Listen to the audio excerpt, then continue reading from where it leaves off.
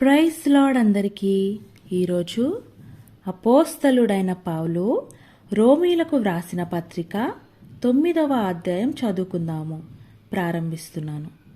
నాకు బహు దుఃఖమును నా హృదయములో మానని వేదనయు కలవు.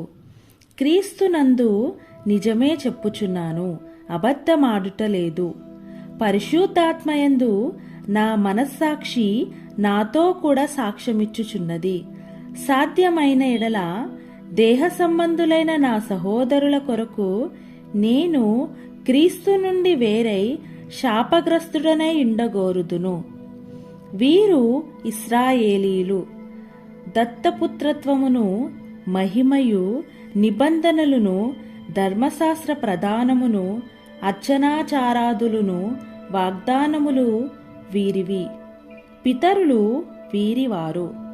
శరీరమును బట్టి క్రీస్తు వీరిలో పుట్టెను. ఈయన సర్వాధికారి అయిన దేవుడై ఉండి నిరంతరము స్తోత్రార్హుడై ఉన్నాడు. ఆమేన్. అయితే దేవుని మాట తప్పిపోయినట్టు కాదు. ఇశ్రాయేలు సంబంధులందరూ ఇశ్రాయేలీలు కారు. అబ్రహాము సంతానమైనంత మాత్రము చేత అందరూ పిల్లలు కారు గాని ఇస్సాకు వల్లనైనది నీ సంతానము అనబడును. అనగా శరీర సంబంధులైన పిల్లలు దేవుని పిల్లలు కారు గాని వాగ్దాన సంబంధులైన పిల్లలు సంతానమని ఎంచబడుదురు. వాగ్దాన రూపమైన వాక్యమిదే. మీదిటికి ఈ సమయమునకు వచ్చెదను, అప్పుడు సారాకు కుమారుడు కలుగును. అంతేకాదు, రిబ్కా మన తండ్రి అయిన ఇస్సాకు అను ఒకని వల గర్భవతి అయినప్పుడు ఏర్పాటును అనుసరించిన దేవుని సంకల్పము క్రియల మూలముగా కాక పిలుచువాని మూలముగానే నిలుకడగా ఉండు నిమిత్తము పిల్లలింక పుట్టి మేలైనను కీడైనను చేయకముందే పెద్దవాడు చిన్నవానికి దాసుడగును అని ఆమెతో చెప్పబడెను. ఇందును గూర్చి నేను యాకోబును ప్రేమించి తిని ఏసావును ద్వేషించి తిని అని వ్రాయబడి ఉన్నది. కాబట్టి ఏమందుము? దేవుని యందు అన్యాయము కలదా? అట్లనరాదు. అందుకు మోషేతో ఇలాగు చెప్పు: ఎవనిని కరుణింతునో వానిని కరుణింతును, ఎవని ఎడల జాలి చూపుదునో వాని ఎడల జాలి చూపుదును. కాగా పొందగోరు వాని వలనైనను ప్రయాసపడువాని వలనైనను కాదు గాని కరుణించు దేవుని వలననే అగును. మరియు లేఖనము ఫరోతో ఇలాగు చెప్పెను: నేను నీయందు నా బలము చూపుటకును నా నామము భూలోకమందంతటా ప్రచురమగుటకును అందు నిమిత్తమే నిన్ను నియమించితిని. కావున ఆయన ఎవనిని కనికరింపగోరునో వానిని కనికరించును, ఎవన్ని కఠినపరచగోరునో వాన్ని కఠినపరచును. అట్లయితే ఆయన చిత్తమును ఎదిరించిన వాడెవడు? ఆయన ఇకను నేరము మోపనేలా అని నీవు నాతో చెప్పుదువు. అవునుగాని ఓ మనుష్యుడా, దేవునికి ఎదురు చెప్పుటకు నీవెవడవు?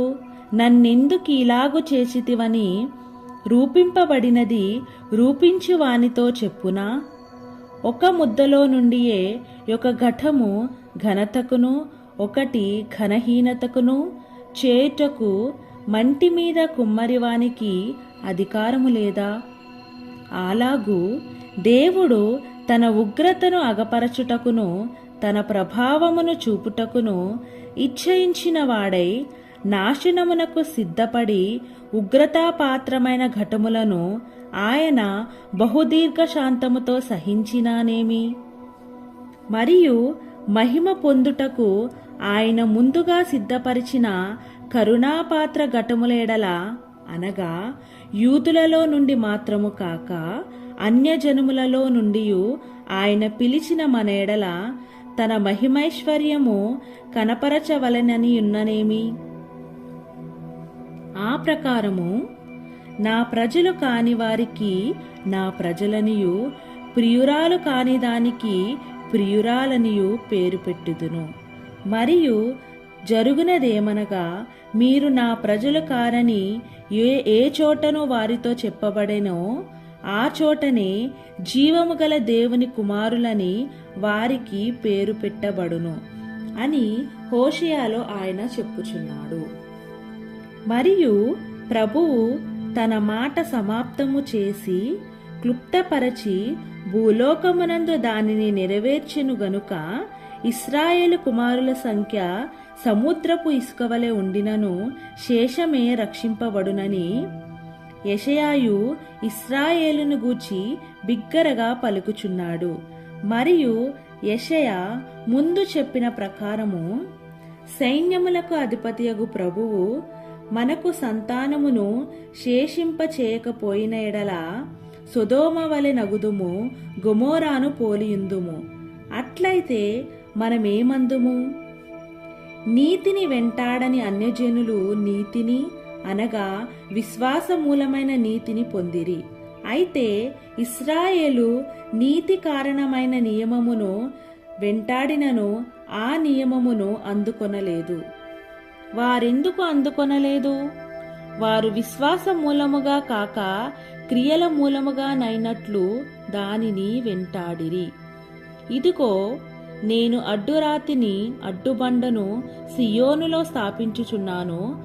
ఆయన యందు విశ్వాసముంచువాడు సిగ్గుపరచబడడు అని వ్రాయబడిన ప్రకారము వారు అడ్డురాయి తగిలి తొట్రుపడిరి. ఆమేన్.